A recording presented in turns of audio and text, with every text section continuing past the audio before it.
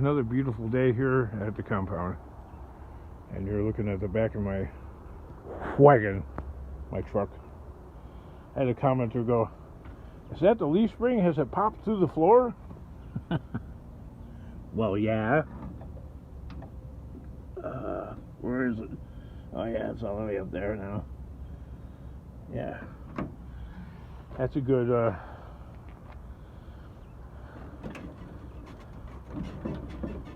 little wiggly action there. Yeah. Just snapped off from the, I don't know. I've never gotten around to fixing it. I figured by the time I do get around to fixing it, the rest of the truck will be completely broke anyway, so. And I'll still be driving it. I mean, look at the quarter panels. They're completely, the hinge pin snapped off because it was like rusted all the way through. I've seen on Mr. Scrappy's channel, he's having trouble with that Ford. Oh, I'm sorry. I don't mean to laugh.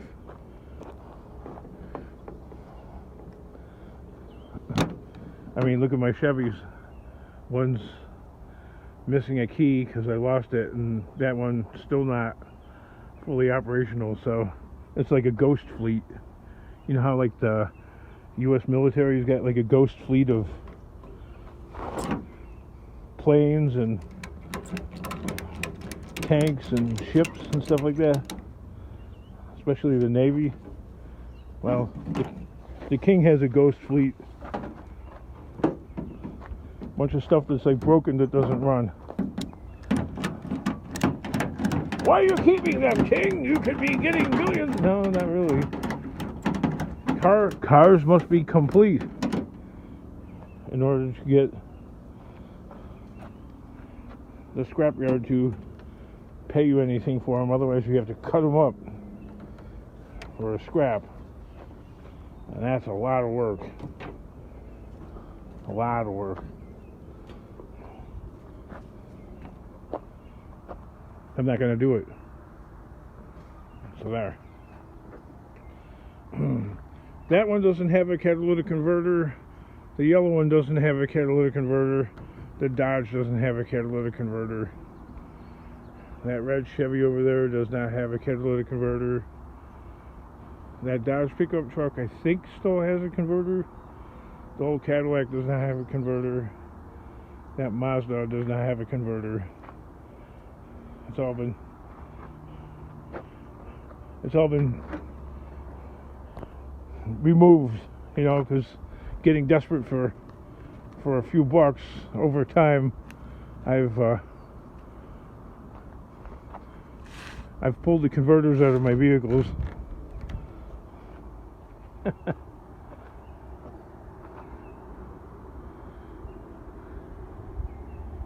What are you gonna do, you know? You're hard up for a couple of bucks. You're gonna take the converter out. Oh, by the way, they're too old to be tested, you know, with the emissions testing. Is anything 1995 or older, you don't have to have the emissions test done, because the testing is done using the OBD2 port that you plug in under the dashboard, and you don't got to go on a dynamometer anymore like you used to a long time ago. Like a long time ago, I had to put that thing on a dyno. You know, you rev it, and then there's like this TV screen thing, and it would say how many miles per hour the car was actually supposed to be going. Anyway, a lot of people sued the state because their differentials were going, transmissions were getting ruined, drive lines were getting ruined, engines were throwing rods, so they discontinued that. That's good. We don't need that crap anyway.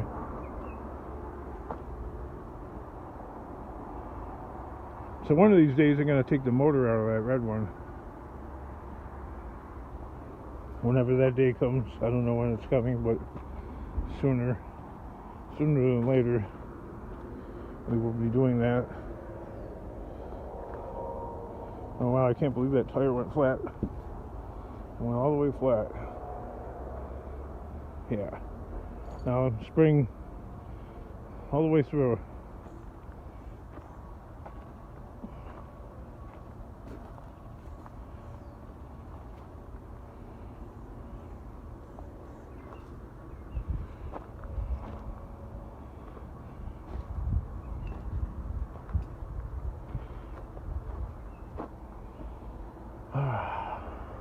Well, I don't know what to do. I mean, these people are coming here, and this place is a...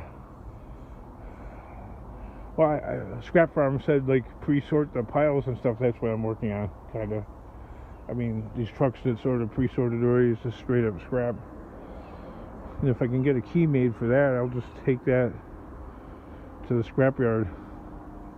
It's already loaded. I mean, why unload it if it's already loaded? Why unload it and then reload it into another truck? I mean, the work's already done. So that's why I haven't messed with it. But yeah, the aluminum's got to go, man. All this aluminum that I got.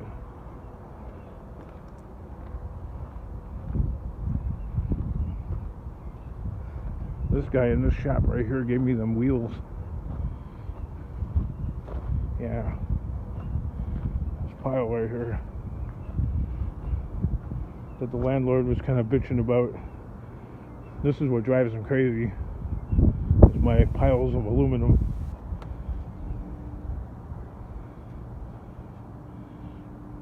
It's got that foam stuff on there, which they will only take this stuff as tin shred if it's got the foam on there.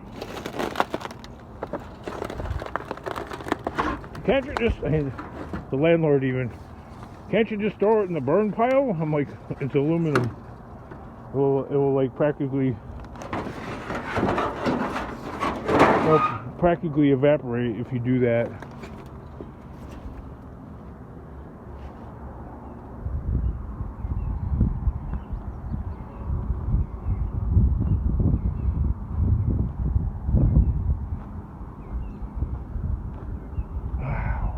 Can't believe I'm such an idiot that I lost the keys.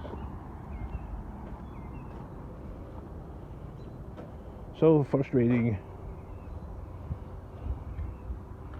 Alright, kids. King, get to work and do something.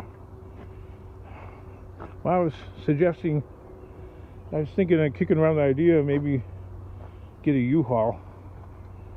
And, that would be better time management of people helping instead of traveling back and forth to the scrapyard. Because the most amount of runs to the scrapyard you could possibly do in a day from this location would be like 3 or 4.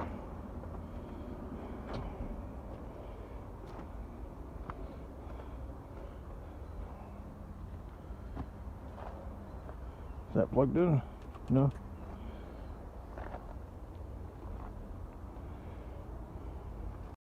But anyway, I think I'm going to cut out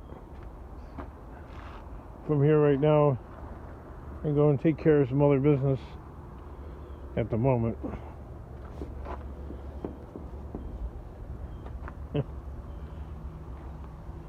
Yep.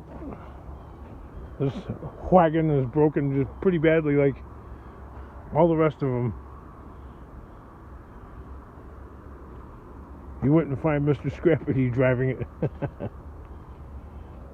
which is understandable. He's got little kids that he's got to, his own little kids he's got to shuttle around sometimes. And plus he takes the highway to go to the posh neighborhood to find scraps and scoops, where I pretty much just stay fairly local.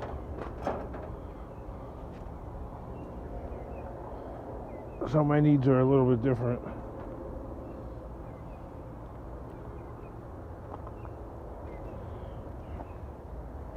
This place could double as Bill the Junking Fool's place in Poorville.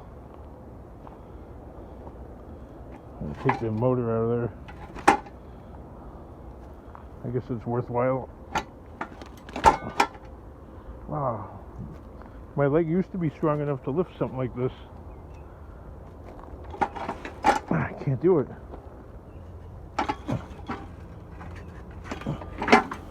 You're getting old! No, just fat. That's bolted in there. I'm taking impact of that.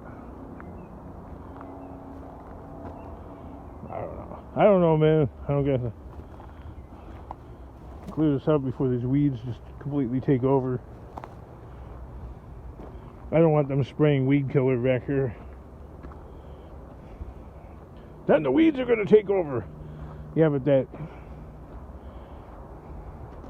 those weed killers, like from Monsanto, you know, that Roundup, I guess, causes Parkinson's disease and I don't know, other ailments and problems. So I don't want to be around it ever, or as little as possible. I'd rather have the weeds than have Parkinson's disease, right? Why bother killing the weeds?